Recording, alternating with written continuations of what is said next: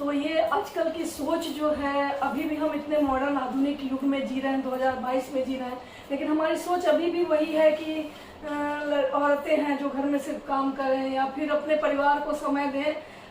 लेकिन लोग ये नहीं समझते हैं कि बाहर काम करने वाली महिला जो है घर में भी अपने घर को संभाल के बाहर को भी मैनेज करती है, उसका कार्य कितना डिफिकल्ट हो जाता है। ये आपसे बेहतर कोई नहीं जान सकता है, क्योंकि मैं भी बाहर जॉब करती हूँ, इसलिए मुझे पता है कि इसको मैनेज करना कितना कठिन होता है। तो आप बताएंगे अपने विषय में कुछ कि कैसे आपने शुरुआत की? आपकी बात में ही इसके आंसर है, कठिन काम करने का ही नाम महिला है। सच। जब औरत ही कर सकती है हर वो कठिन काम, क्योंकि हम औरत हैं और हम एक जननी भी हैं। हम जब 9 महीना कोख में रख कर किसी को पैदा कर सकते हैं, एक जीव को जन्म दे सकते हैं, तो हम हर वो काम कर सकते हैं। हम घर भी संभाल सकते हैं, हम बाहर भी संभाल सकते हैं, और बाहर भी जब हम संभालते हैं तो वैसे ही संभालते हैं घर की तरह। और घर, जिस घर में कहते हैं ना कि औरत अगर जिस घर में औरत का एडमिनिस्ट्रेशन रहता है, वो घर बहुत ही सुरक्षित और बहुत ही डिसिप्लिन्ड रहता है।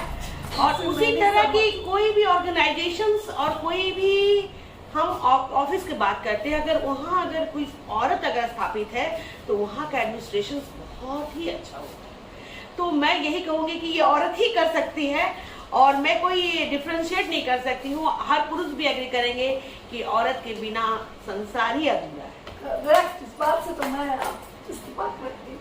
लेकिन आप एनसीसी का जो आपका ये हुआ, वो कैसे आप प्रेरणा बनी उसके लिए, कैसे आपका प्रेरणा? एक्चुअली ये बहुत पुरानी बात है। मैं जब बहुत छोटी थी तो एक होता ना, बच्चों को वर्दी पहनने का शौक बहुत होता है, और मैं स्पोर्ट्स में रही, और मैं मार्शल आर्ट में चली गई, कराटे सीखी, जूडो कराटे सीखी।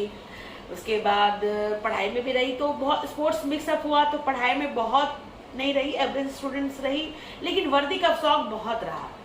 स्पोर्ट्स में बहुत आगे बढ़ी, वर्ल्ड रिकॉर्ड्स भी बनाई, नेशनल रिकॉर्ड्स भी बनाई अपने झारखंड के लिए।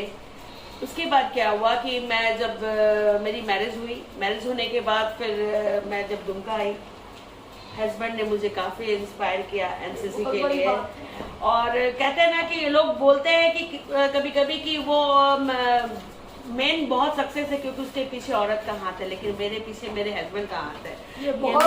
ये मैं बोलूँगी, क्योंकि वो मुझे, मेरी शादी हुई, ग्रेजुएशन होने के बाद मुझे एमए कराए, बीएड कराए सब, और मुझे पढ़ाए वो, बेसिकली वो बोल सकते हैं। और एनसीसी के लिए भी उन्होंने मुझे ट्रेनिंग के लिए 3 महीना ग्वालियर भेजा, क्योंकि मैं ये बोलूँ, क्योंकि उस समय मेरी बेटी 6 क्लास में थी, और मैं न्यूक्लियर फैमिली से हूँ, मेरी जॉइंट फैमिली नहीं है। और मैं बार बार कह रही थी कि 3 महीना संभालना घर को बहुत बड़ी बात है, और उन्होंने मुझे बोला नहीं तुम जाओ, मैं संभाल। और मैं बता देती हूँ, मेरी बच्ची जब 3 महीने के लिए जब मैं गई थी ट्रेनिंग में, एक दिन भी स्कूल एब्सेंट नहीं की वो, और बकायदा वो टिफिन लेकर वो स्कूल भेजना, और मुझे पर डे क्लिक भी भेजते थे वो कि वो क्या खा रही है, कैसे रह रही है। तो ये बहुत बड़ी बात है, और उन्होंने मुझे प्रेरित किया। और मैं जब वहाँ ट्रेनिंग के लिए गई, और ट्रेनिंग जब की, तो मैं झारखंड से मैं ही एक थी जो रिप्रेजेंट कर रही थी, और मेरा काफ़ी अच्छा परफॉर्मेंस रहा वहाँ पर। तब मैं वहाँ पर एज ए एसोसिएट ऑफिसर, मुझे वहाँ पर स्टार लगा और मुझे नियुक्ति मिली वहाँ पर। और फिर आप, कहा जाता है कि अपने ट्रक वगैरह, और आपको बहुत सारे अवार्ड मिले हैं, बहुत बेल्ट भी मिले हुए हैं, तो क्या क्या मिले हुए हैं आपको? मैं ब्लैक बेल्ट हूँ, मैं ब्लैक बेल्ट 4 डन हूँ। और कहते हैं ना कि मेरा हमेशा से यही एम्बिशन रहा कि ऐसा कौन सा काम है जो औरत नहीं कर सकती है। मैं हर वो काम करना चाहती हूँ जो कहते हैं कि ये सिर्फ पुरुष ही कर सकते हैं। मुझे लगता है कि नहीं, हर एक काम जो पुरुष कर सकते हैं, लेकिन जो औरत कर सकती है वो पुरुष नहीं कर सकते हैं, मुझे ऐसा लगता है। तो मेरा हमेशा रहा कि मेरे जो डोजो बोलते हैं, जो जहाँ पर कराटे ट्रेनिंग होती है, मैं वहाँ ट्रेनिंग करती थी, जहाँ सिर्फ मैं ही फीमेल थी और बाकी सारे मेल्स थे। और बहुत सारा डेमोन्स्ट्रेशन होता था, लोग अपने पेट से मोटरसाइकिल पास करते थे। तो मैं अपने गुरुजी को बोली कि आप फीमेल से क्यों नहीं कर? कहते कैसे कराएंगे फीमेल से? एक तो उसके घर वाले अलाउ नहीं करेंगे, दूसरा फीमेल बहुत सॉफ्ट होती है, कमज़ोर होती है, तो ऐसे कैसे कराएंगे? अगर घर से भी हम लोग अगर मिल जाए एनओसी, तब हम लोग ऐसा ट्राई करेंगे। अब मुझे कहते हैं ना कि मैं गॉड गिफ्टेड उस मामले में कि मुझे पेरेंट्स भी बहुत अच्छे मिले, मम्मी पापा जो मुझे हमेशा बहुत आगे बढ़ाने के लिए हमेशा हाँ। तो कहते हैं ना पॉजिटिव इन्वायरमेंट हमको मिला। और मेरी मम्मी बेसिकली मुझे मेरे गुरुजी को बोली, मेरी बेटी एकदम हवाले है एनओसी के, आप एकदम लिख के दे देते, जो करना चाहती है करेगी। फिर मैं अपने पेट से एम्बेसडर कार्ड निकाली at the age of 14 years, 14 साल में। और आपको मैं बता दूं कि वो गाड़ी कमिश्नर की कार थी और कमिश्नर ने कहा मेरी नौकरी आप एकदम रिस्क है, क्योंकि आपको कुछ हुआ अगर पेट से जब निकला गाड़ी। अशोक गुप्ता सर थे उस समय, और बोले अगर आपको गाड़ी किससे कुछ हुआ तो मेरी तो नौकरी गई।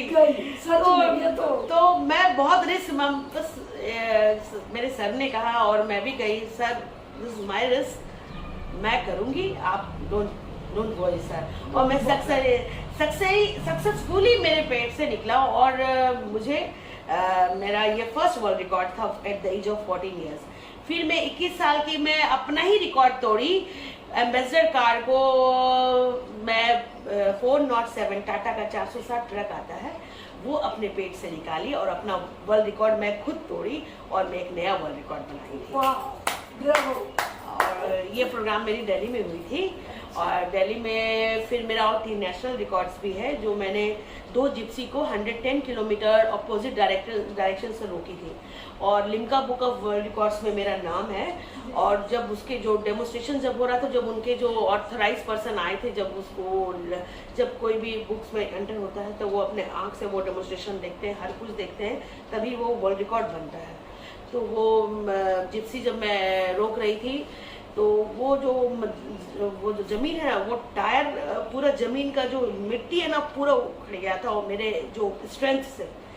तो लिम्का बुक वाले का कमेंट्स था, just I am seeing real Dharmendra in front of me, माने लेडी धर्मेंद्र इज देयर।